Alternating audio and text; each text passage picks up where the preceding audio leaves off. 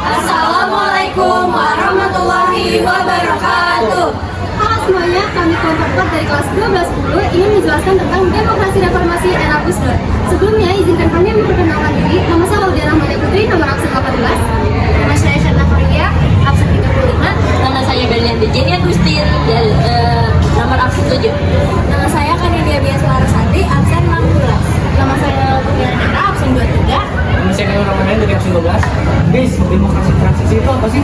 Jadi, demokrasi transisi adalah sistem demokrasi yang berusaha melakukan perubahan dari rezim otoriter ke rezim demokratis dengan melibatkan media massa dan masyarakat sipil. Nah, demokrasi reformasi ini dianut oleh Indonesia setelah Presiden Soeharto mengundurkan diri dari jabatan presidennya pada tahun 1998. Setelah terjadi gerakan reformasi yang dipicu oleh krisis ekonomi dan politik, demokrasi transisi ini juga mengatur penyelenggaraan pemilu yang bebas dan adil dengan sistem multi-partai terbuka. Di era reformasi ini melibatkan banyak partai politik yang bermunculan setelah dibukanya ruang demokrasi. Pada masa era reformasi ini juga lebih transparan karena bisa diawasi oleh media massa dan juga masyarakat. Nah, pada masa pemilu di era reformasi ini juga lebih kompetitif karena adanya pergantian kekuasaan antara partai-partai. Kalau latar belakang terbentuknya demokrasi Gus Dur itu gimana sih? Nah, pada masa Gus Dur menjadi presiden pada tahun 1999 hingga 2001, Indonesia sedang berada dalam fase transisi pasca reformasi setelah jatuhnya rezim Orde Baru. Pemerintahan Orde Baru yang dipimpin oleh Presiden Soeharto selama lebih dari 30 tahun dikenal dengan sistem otoriter dan pembatasan terhadap kebebasan politik, hak asasi manusia, serta penindasan terhadap oposisi. Setelah Soeharto mengundurkan diri, Indonesia menghadapi krisis multidimensi, mulai dari krisis ekonomi, politik, hingga sosial. Dalam konteks ini, Gus Dur berusaha menciptakan sistem demokrasi yang lebih terbuka dan inklusif. Ya. Nah, kebijakan yang paling dominan itu apa sih, Lam?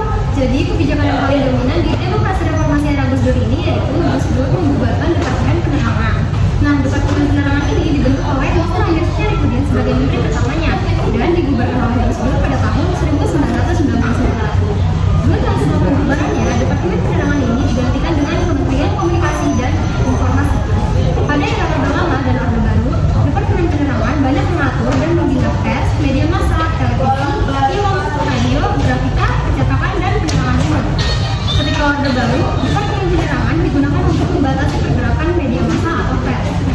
Gus Dur beralasan bahwa Departemen Penerangan dianggap terlalu banyak mencampuri urusan pengelolaan informasi yang seharusnya menjadi hak masyarakat. Selain itu, Gus Dur juga pernah mengatakan bahwa apabila kerjanya hanya melarang dan mengekang kebebasan pers, sebaiknya Departemen Penerangan ditiadakan. Jadi itu adalah kebijakan yang paling dominan di masa demokrasi reformasi era Gus Dur. Guys, aku mau nanya dong, kabinet dan program kerjanya itu gimana?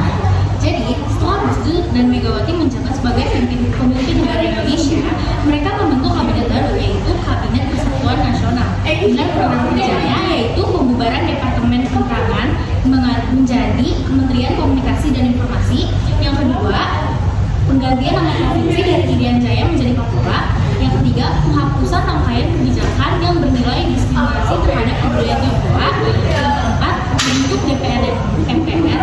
Yang kelima, pencabutan peraturan mengenai larangan terhadap PKI dan penyebaran marxisme dan leninisme.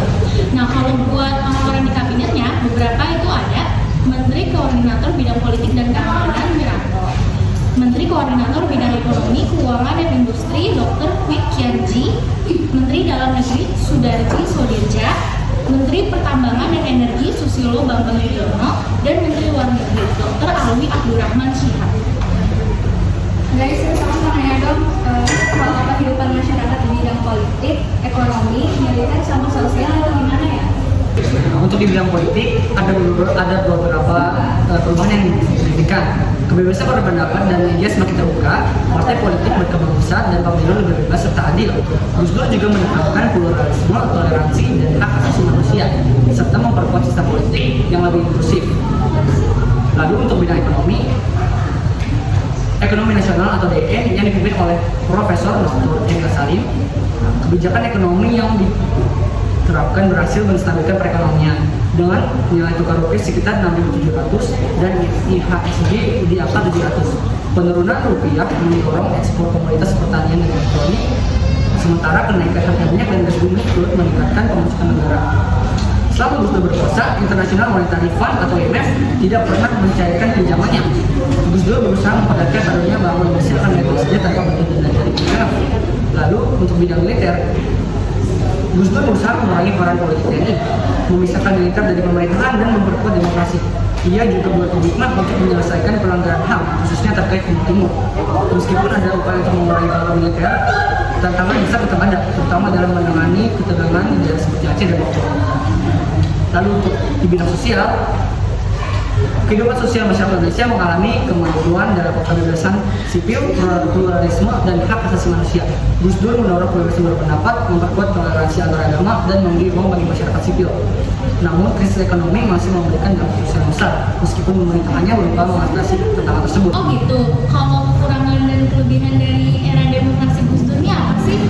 Nah, kelebihannya itu yang pertama membentuk kabinet persatuan nasional, yang kedua sering melakukan perjalanan luar negeri dengan tujuan menjalin kerjasama dengan negara lain, yang ketiga itu penghapusan peraturan yang merugikan kaum minoritas, yang keempat itu Gus Dur melakukan penghapusan peraturan yang merugikan kaum minoritas, yang kelima itu kecenderungan memikirkan mereka menghargai kebebasan individu dan keberagaman, yang keenam pada masa Gus Dur terjadi perubahan drastis dalam bidang keterbukaan media. Media massa dapat lebih leluasa melakukan aktivitasnya. Lalu kekurangannya yang pertama yaitu Presiden Gus Dur sering melontarkan pernyataan kepada media yang kerap memanaskan suhu politik tanah air. Hal tersebut menimbulkan keguncangan situasi politik dalam negeri. Lalu yang kedua, rendahnya tingkat popularitas Gus Dur. Lalu yang ketiga, masyarakat kurang antusias dengan gaya pemerintahan Gus Dur. Yang keempat, tak punya basis politik yang kuat di parlemen. Lalu yang kelima, Gus Dur bukan tokoh dari partai yang memenangkan pemilu. Sekarang akhir masa demokrasi Gus Dur itu bagaimana? Jadi, Gus Dur berencana menyuarakan akan adanya pemilihan peraturan perundang-undangan terhadap konstitusi sebagai upaya demokratisasi. Selain itu, penting juga adanya peradilan untuk mengakomodir masyarakat yang hak konstitusinya ditindas. Lembaga yang diusulkan oleh Gus Dur adalah Mahkamah Konstitusi. Kini lembaga tersebut telah membentuk kendati tidak sama persis dengan gagasan yang Gus Dur lontarkan. Dalam konteks Islam, Gus Dur dikenal sebagai pendekar pembela kaum minoritas. Contoh konkretnya adalah memberikan legitimasi Tionghoa sebagai agama resmi di Indonesia. Perayaan umat Tionghoa yang sebelumnya dilarang kini bisa berjalan dengan benar. Selain itu, kesenjangan ekonomi yang merusak jalanan demokrasi juga menjadi perhatian Gus Dur. Upaya-upaya dilakukan seperti pembebasan hutang kepada petani untuk mempermudah kelanjutan usaha mereka. Selanjutnya, Gus Dur menyediakan pupuk dengan harga yang jauh lebih terjangkau sehingga petani bisa melangsungkan pertaniannya dengan mudah. Gagasan-gagasan substansif dan aksi nyata Gus Dur dalam mewujudkan demokrasi sebagaimana diatas perlu dilestarikan dan dikembangkan. Aliran-aliran normatif harus melalui perenungan filosofi supaya menghasilkan suatu kebijakan yang sesuai dengan nilai demokrasi dan bermuara pada keadilan dan kesejahteraan masyarakat. Oh, jadi kesimpulannya itu kita belajar dari sejarah bahwa kemerdekaan bukanlah sesuatu yang diberikan secara cuma-cuma, melainkan hasil dari perjuangan, pengorbanan dan kesatuan seluruh rakyat.